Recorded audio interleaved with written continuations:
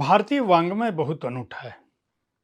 अगर मैं आपसे पूछूं कि किसी ऐसे देव के बारे में बताइए जो साकार भी हैं और निराकार भी, जो सीमित भी हैं और असीमित भी, जो सहिष्णु हैं, उदार हैं तो क्रोधी भी, जो खुश होते हैं तो समूचा ब्रह्मांड दान कर सकते हैं और जब रुष्ट होते हैं तो राख में परिवर्तित कर सकते हैं। शिव देवाधिदेव कैसे हैं? शिव ऐसे देवता क्यों हैं? शिव महादेव क्यों हैं? शिव आदिदेव क्यों हैं? शिव आदि योगी क्यों हैं?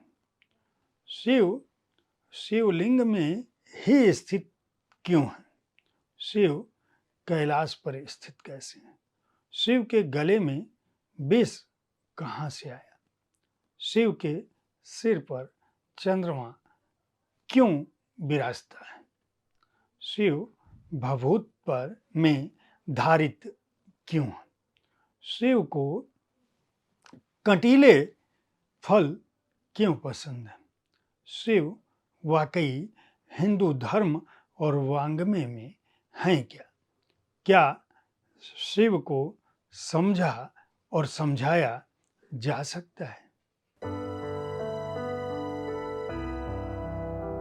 नमस्कार, आप देख रहे हैं साहित्य तक के बुक कैफे का एक दिन एक किताब कार्यक्रम। मैं हूं जयप्रकाश पांडे और महाशिवरात्रि के अवसर पर संयोगवश मेरे हाथ एक ऐसी पुस्तक लगी जो शिव के सभी रूपों पर और विशेषकर जो भारत में ज्योतिर्लिंग हैं उनसे जुड़ी धार्मिक, आध्यात्मिक, आंतरिक और बाह्य इस तरह की यात्राओं पर आधारित है। पुस्तक का नाम है ज्योतिर्लिंग, शिव और 12 ज्योतिपुंज।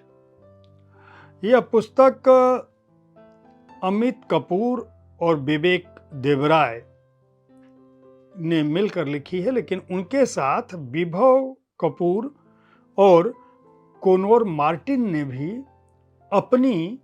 अपना महत्वपूर्ण योगदान दिया है।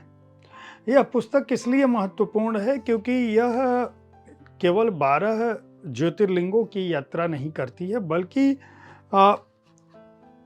शिव की जो अवधारणा है, ज्योतिर्लिंग के जो महत्व हैं, महादेव का जो मार्गदर्शन है और यत्र तत्र सर्वत्र की जो भावना है, इन चारों चिंतन और विचारों को एकत्रित करती है, एक जगह प्रस्तुत करती है। पुस्तक अंग्रेजी में लिखी गई थी। यह पुस्तक का हिंदी अनुवाद है और इसका हिंदी अनुवाद विजय कुमार झा ने किया है, जो पेशे से पत्रकार हैं।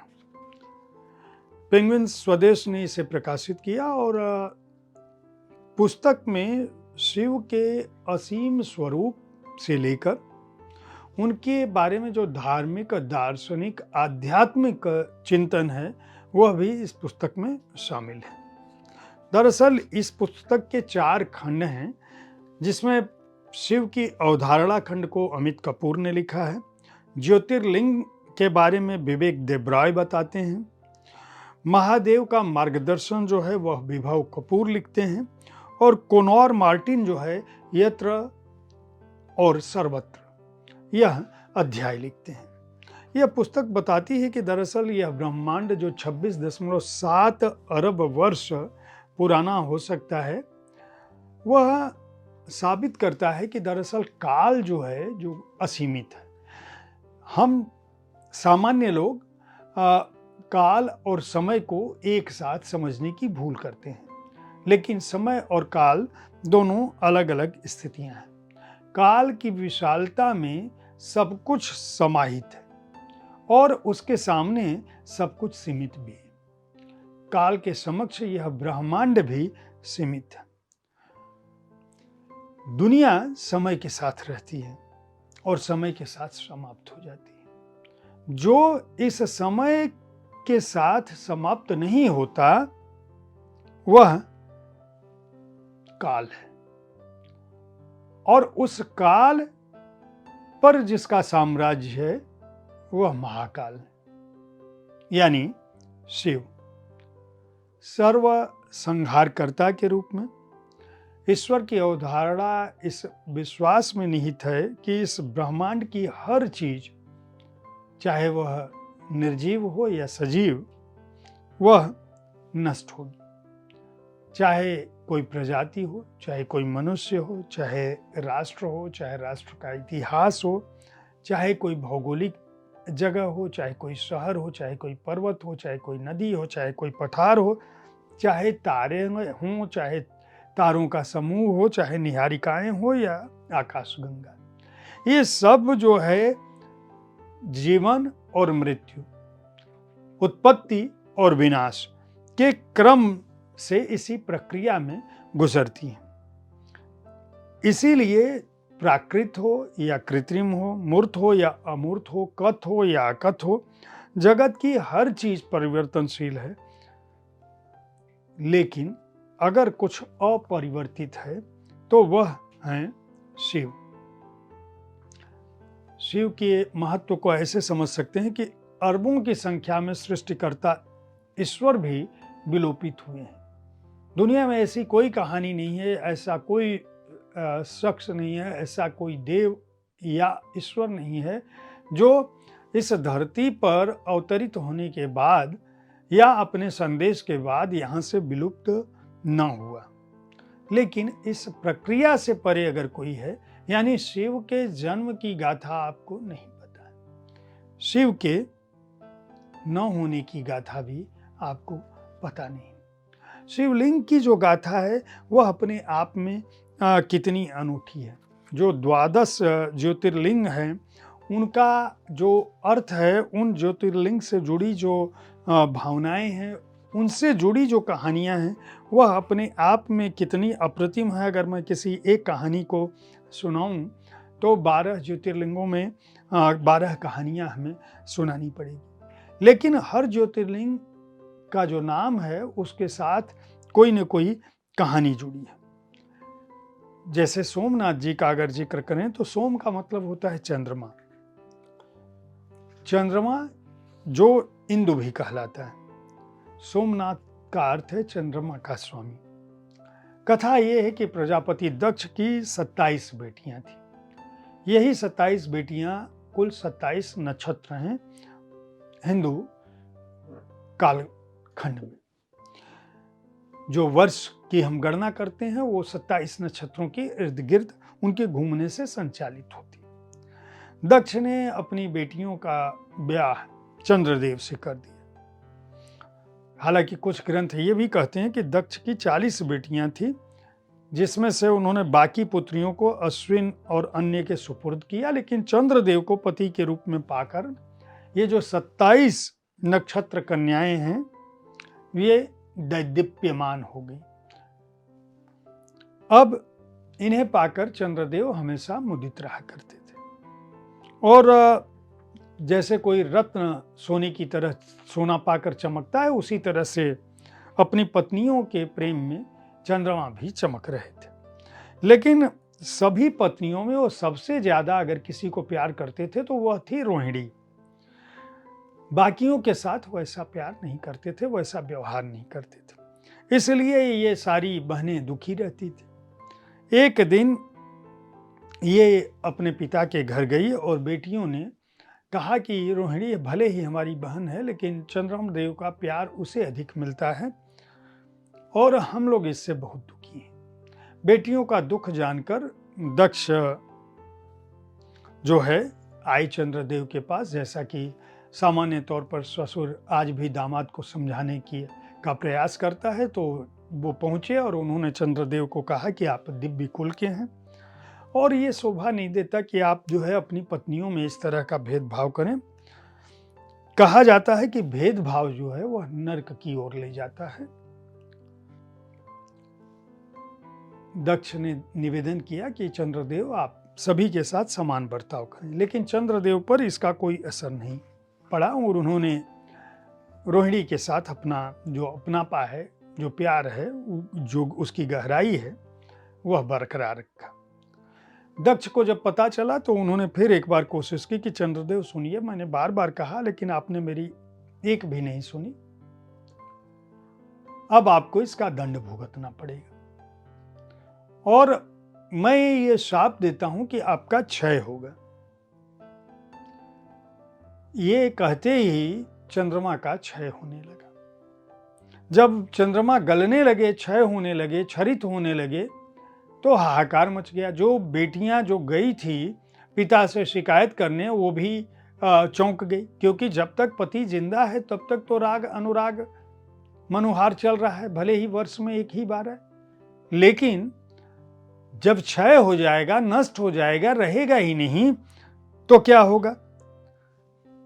ये सारी बातें धीरे धीरे देवताओं को पता चली, इंद्र को पता चली, सभी ब्रह्मा की शरण में गए। ब्रह्मा को सारा संकट पता चला तो उन्होंने कहा कि जगत पर चंद्रमा के न होने से बहुत संकट आएगा। हालांकि वह बहुत बुरी प्रवृत्ति का व्यक्ति है, दक्ष ने उसे शापित कर दिया है, वह कुकृत्य करता रहा है, यह हम जानते हैं, लेकिन एक मंत्र ऐसा है जिससे उसकी रक्षा हो सकती है और वह मंत्र था महामृत्युंजय मंत्र। ब्रह्मा की बात सुनकर समस्त देवतागण उस स्थान पर पहुंचे। दक्ष भी जो श्राप देने के बाद चंद्रमा के क्षय होते जाने से दुखी हो चुके थे, उन सबको उन्होंने कहा, ये सारे लोग चंद्रदेव को लेकर प्रभास की ओर रवाना हुए और वहां जो है उन्होंने पार्थिव लिंग की स्थापना की और महामृत्युंजय जाप के साथ उनकी पूजा करनी शुरू की। चंद्रमा द्वारा वह स्थान पूजित है और वही 6 महीने बाद चंद्रदेव की कठिन तपस्या के बाद लगभग 10 लाख मंत्रोच्चार उन्होंने किया था। शिव ने उन्हें वरदान दिया और कहा कि ये जो तुम्हारा क्षय था, ये जो है कलाओं के रूप में संसार के सामने आएगा, पक्ष उसी के हिसाब से बनेंगे। हर पखवाड़े तुम्हारी कला कम होती जाएगी और दूसरे पखवाड़े तुम्हारी कला बढ़ती जाएगी, तुम्हारे सौंदर्य में वृद्धि होगी और तुमको मैं आशीर्वाद देता हूं। इसके बाद उन्होंने चंद्रदेव ने कहा कि प्रभु, जहां हमने पूजा की थी आप यहीं विराजिए और इस तरह वह स्थान सोमेश्वर के नाम से तीनों लोकों में स्थापित हुआ। इस पुस्तक में इसी तरह की कहानियां हैं। महाशिवरात्रि पर ओम नमः शिवाय और शिव के शैवत्व और शिव की पूजा और शिव के प्रति आपकी आस्था जो है उससे जुड़ी यह एक अनूठी पुस्तक है, ज्योतिर्लिंग शिव और 12 ज्योतिपुंज। आप अगर हिंदी में इस पुस्तक को पढ़ना चाहते हैं तो खरीद कर पढ़ सकते हैं। इस पुस्तक को अंग्रेजी में भी इन लेखकों ने उपलब्ध कराया है। भारतीय वाङ्मय पर देवाधिदेव की आस्था के दिन यह पुस्तक की चर्चा इसलिए भी है कि इस पुस्तक में कई अनूठे चित्र भी हैं। सभी ज्योतिर्लिंग बैद्यनाथ, भीमाशंकर, काशी, ग्रसनेश्वर, महाकालेश्वर, नागेश्वर, ओंकारेश्वर, रामेश्वरम, श्रीशैलम, सोमनाथ जी, त्रयंबकेश्वर, इनसे जुड़े चित्र भी हैं।